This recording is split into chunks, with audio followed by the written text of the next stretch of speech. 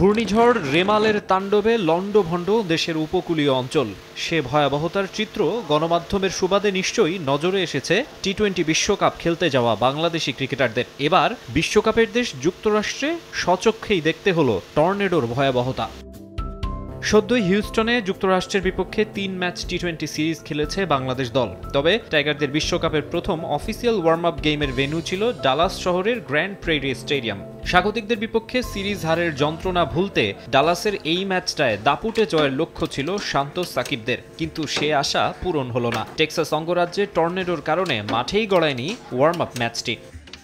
বেশ কিছুদিন ধরেই বাজে আবহাওয়ার কবলে স্টেডিয়াম এলাকা। স্থানীয় এবং বাংলাদেশ থেকে বিশ্বকাপ কভার করতে যাওয়া গণমাধ্যম কর্মীদের প্রতিবেদনে ম্যাচ নিয়ে শঙ্কার কথা জানা গিয়েছিল আগেই। শেষ পর্যন্ত হলো সেটাই। ঝড়ের কারণে ভেঙে গেছে স্টেডিয়ামের অস্থায়ী টিভি স্ক্রিন, ক্ষতিগ্রস্ত হয়েছে ফিল্ডও। আনপ্লেয়েবল কন্ডিশনের কারণে তাই ম্যাচ বাতিল ঘোষণা করা ছাড়া উপায় ছিল না। নগদে 500 টাকা বা তার বেশি পেমেন্টে পেতে পারেন ঢাকায় জমিসহ 20 কোটি টাকার পুরস্কার।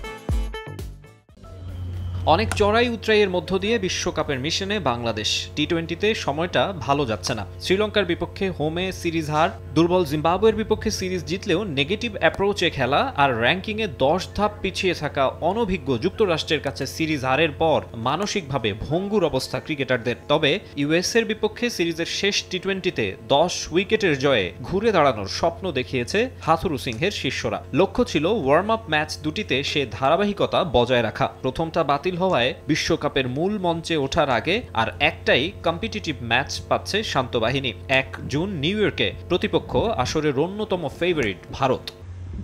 ইন্ডিয়ার বিপক্ষে ম্যাচের আগে সুখবর, ইনজুরি কাটিয়ে অনুশীলনে ফিরেছেন ইনফর্ম পেসার তাসকিন আহমেদ। ডালাসের অনুশীলনে আলাদাভাবে নজর কেড়েছেন টি-20 দলের নতুন সহ অধিনায়ক। এছাড়া বাজে সময় কাটিয়ে উঠতে গ্র্যান্ড প্রেরিতে নাজমুল হোসেন শান্ত ও লিটন দাসের বিশেষ ব্যাটিং সেশনও আলোচনার খোরাক জুগিয়েছে। ঝড়ের কারণে ডালাসের ওই মাঠে প্রস্তুতি ম্যাচটা খেলা না হলেও শ্রীলঙ্কার বিপক্ষে ম্যাচ দিয়ে সেখানেই শুরু হবে টাইগারদের বিশ্বকাপের মূল লড়াই। মাকসুম আলম খান, সময় সংবাদ।